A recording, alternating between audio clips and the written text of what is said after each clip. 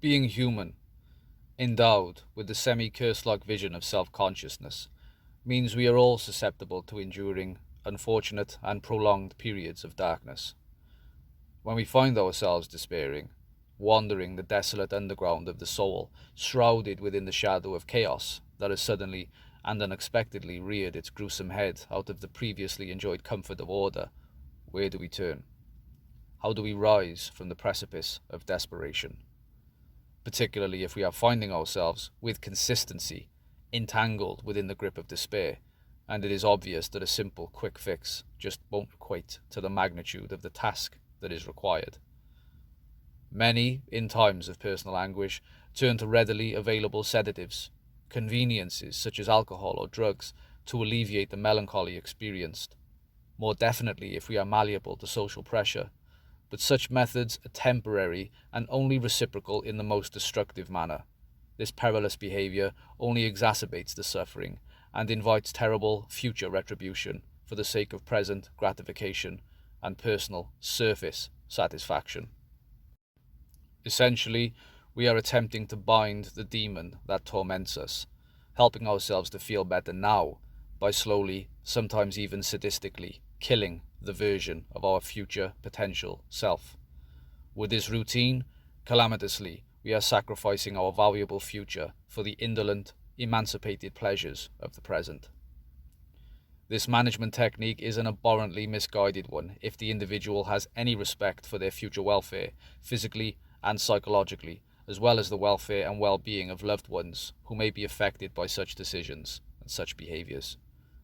Neither, however, can we, through misplaced will, continuously bury whatever darkness ails us within the tombs of the unconscious, for such corpses inevitably fester, eventually infecting the soul, until all is eternally black and the way of our salvation is permanently lost to all reasonable faculty. Such a tree can only bear bitter fruits. Then, what is required to make visible that still light within the bleak corridors of mental subjugation and apparent personal hopelessness? It is inviting the shadow into one's sphere of awareness, an absolute and truthful integration of what is dark and hidden into what is light and present, an acceptance of it. It is willingly opening the doors of experience to welcome both sides of reality. It is understanding that the dark is just as much a part of life as is the light, just as chaos rises from every established order, and order eventually dissolves the ruins of chaos. As the ancient Eastern cosmologists of the yin-yang school observed, within each extreme is the pulsating seed of its potential opposite. The universe itself, as well as everything contained within it, is comprised of both positive and negative forces, juxtaposed in an eternal dance of complementary totality, where one seamlessly wanes into its binary partner upon waxing to its exacting zenith. Extremes cannot persist. This law is observable in every conceivable manifestation of existence.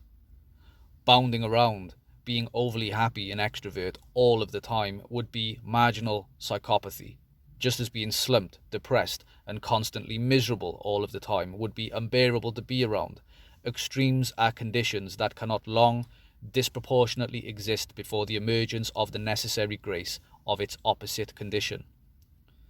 Finding ourselves wandering within the underground of the soul is as inevitable an incidence of the human condition as experiencing moments of sincere joy, as such in the presence of a newborn child. But if we do not understand this axiomatic principle of existence, that of dualistic yet complementary forces of nature, of being, we are in danger of allowing the internal shadow of the dragon to completely ruin us. In order to obtain the great treasure that resides deep within the ominous cave, we must march fearlessly into the threat of the fire-breathing creature which stands guard at its gate. We must face the impending danger head-on if we hope to become worthy of the reward. We must look directly into the eye of that which causes us to recoil the most, that which means to do us the most harm, that which terrifies us. That of our own unconscious shadow, that of our own deficiencies as a human being. that of our own fears, that of our own inadequacy, that we are too frightened to completely acknowledge, to entirely, honestly embrace. The sole purpose of human existence is to kindle a light within the darkness of being. It is in this sentiment that a defiance of the darkness manifests as the necessity to illuminate it, to make it visible, to acknowledge its ever-presence. As Carl Jung wrote, "Until you make the unconscious conscious, it will direct your life, and you will call it fate." We should not feel embittered, hard done by, sad or low when hardship transpires. Instead, we should seek to better understand that sudden manifestation of misery is the perceivably eternal law of nature merely taking its required course, where we are but temporarily entwined within its ever-tilting axis of cause and effect. It is temporary. Prolonged periods of darkness can only be followed inevitably by prolonged periods of light. By initiation of our own shadow, as well as that understanding of the eternal, intertwined relationship of heaven and earth, we place ourselves in a more rigid position of knowledge, prepared to face what is thrown at our door, to walk through the fire, and to receive with worth the great treasure hidden at the depths of the terrible abyss. It is not enough to merely face the unconscious dragon of chaos. We must understand the earth upon which it waits, and in doing this, we come to better understand the nature of our own true being, as well as our place within this vast cosmic drama. Thanks for watching.